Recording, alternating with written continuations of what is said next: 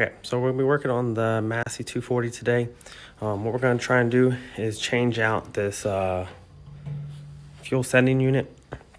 Basically, right now, what happens is if I turn on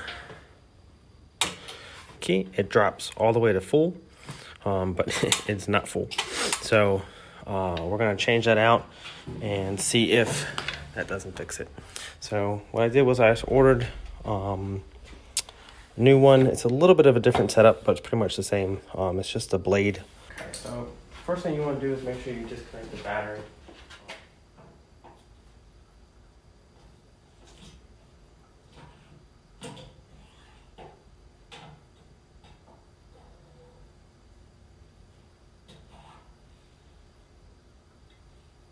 Okay, so there's the old sending unit.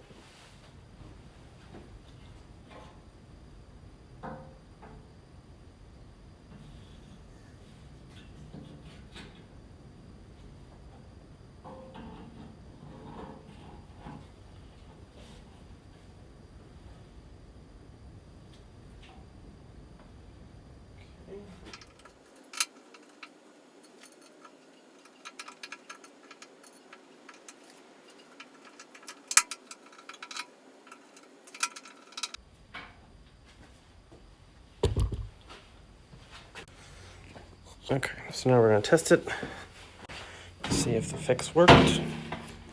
So fingers crossed, turn this on, hopefully it shows less than a full tank.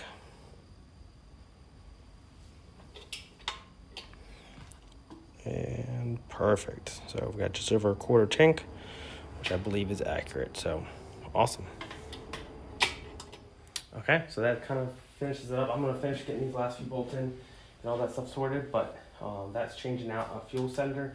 Just keep in mind, disconnect the battery first, then pull out the old one, hook up the new one after you get it all set in there, and make sure it's snug down so you don't get any leaks coming back up and through.